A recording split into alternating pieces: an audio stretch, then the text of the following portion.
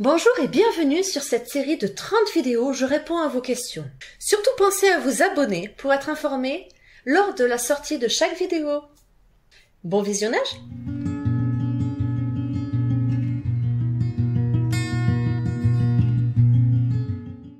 Comment se justifie le retard de diagnostic chez les femmes autistes?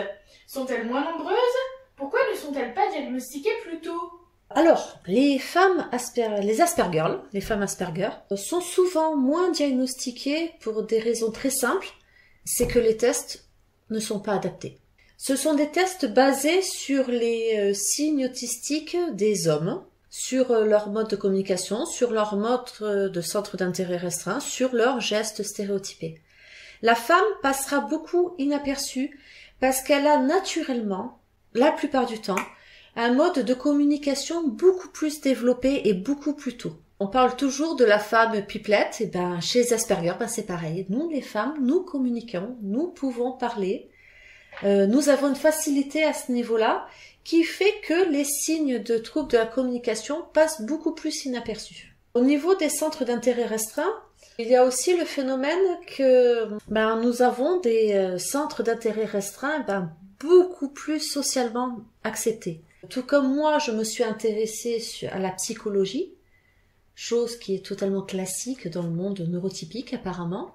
Mon fils, lui, s'est intéressé au volcan.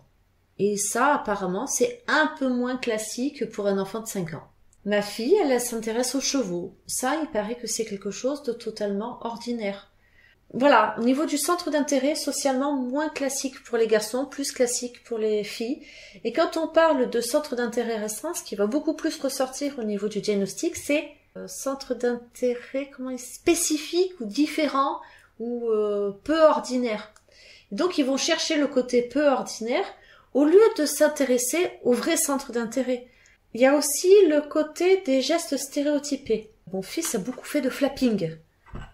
Moi, ça va être le pincement de doigts. Le pincement de doigts, c'est plus discret et donc du coup, peut, chez certaines praticiens, ne pas ressortir comme de la stéréotypie, mais comme une manifestation de mon angoisse. Mais ce qu'ils oublient beaucoup, c'est que l'hyperémotivité réactive justement ces gestes stéréotypés. Ils peuvent être présents de manière totalement impromptue et de manière ordinaire, mais l'émotivité réactive automatiquement ces gestes stéréotypés. Mon fils, qui aujourd'hui n'en fait quasiment plus, va, sur le coup de l'émotion, en refaire. C'est un sujet qui, au niveau du peu de diagnostic chez la femme Asperger, qui est très très complexe et très diversifié, mais qui est un sujet intéressant et c'est vrai qu'il faudrait le développer davantage. Et je vous mettrai en lien justement la vidéo de Super Pépette qui en parle très très bien, Julie Dachez, et qui explique, qui va peut-être un petit peu plus loin que ce que j'ai pu dire et qui peut être très très intéressant. Des associations justement d'Asperger qui s'associent pour faire reconnaître justement les droits de l'Asperger et qui n'est pas forcément facile tous les jours d'être reconnu dans ses difficultés alors que on passe comme des caméléons. Il y a, par rapport à ça, il y a Tony Attwood qui en parle très très bien. Il y a Tony Attwood qui aborde le sujet du diagnostic des filles. Et il en parle, c'est ce qu'il dit, les filles avec le syndrome d'Asperger pouvaient être plus difficiles à détecter et à diagnostiquer en raison de mécanismes d'imitation et de camouflage qu'utilisent aussi certains garçons. Un des mécanismes pour faire face est d'apprendre comment se comporter dans les situations sociales. Il cite aussi, comme le décrit Liliane Holliday-Windley dans son autobiographie, il parle que le clinicien reçoit quelqu'un qui semble capable de tenir une conversation réciproque et d'avoir recours aux affects et aux gestes appropriés pendant l'interaction. Pourtant, d'autres investigations et observations à l'école peuvent montrer que l'enfant suit une règle ou un script social, et les filles sont très fortes pour suivre les scripts sociaux. Se fondant sur les réactions de quelqu'un que l'on pourrait supposer être socialement à l'aise dans une situation donnée.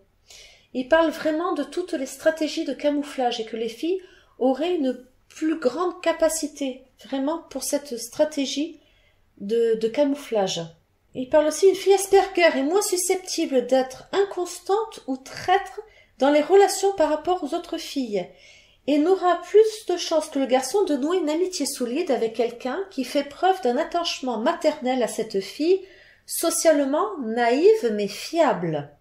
Ces caractéristiques réduisent la probabilité d'être dépistée comme ayant l'un des critères diagnostiques principaux du syndrome d'Asperger, nommé les difficultés à nouer des relations avec d'autres pairs. Les problèmes de compréhension sociale de la fille ne peuvent devenir manifestes que lorsque son ami ou mentor change d'école. Et c'est exactement ce qui s'est produit avec ma dernière fille, qui était dans une école où elle semblait être à peu près socialement intégrée avec des amis et des relations sociales, où là, la rentrée en septembre, je l'ai mise dans une nouvelle école où au niveau de la pédagogie, ça me semble beaucoup plus adapté à elle. Et du coup, elle s'est retrouvée dans la difficulté complète de se faire de nouvelles amitiés. Il dit aussi, donc Tony Attwood dans son livre, les filles Asperger peuvent avoir l'air de petites philosophes, capables de réflexion profonde sur les situations sociales. Dès leur plus jeune âge, les filles Asperger ont utilisé leur aptitude cognitive pour analyser les interactions sociales et discutent plus fréquemment que les garçons Asperger des différences entre les conventions sociales et leurs réflexions sur les événements sociaux.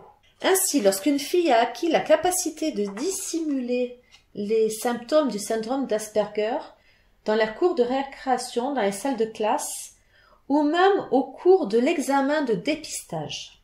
Et il parle justement d'extrémité invisible du spectre. Voilà, enfin, c'est un sujet qui est très complexe, très controversé en France, et beaucoup de filles qui se font diagnostiquer par des praticiens qui ne sont pas formés justement au syndrome d'Asperger au féminin, ou qui sortent tout juste de l'école et qui appliquent les protocoles et les questions de manière fermée et exactement telle qu'il est prévu, passent totalement à côté de toutes ces filles qui ont tant besoin de ce diagnostic pour pouvoir se construire et avancer. Merci beaucoup d'avoir regardé cette vidéo et je vous dis à très vite.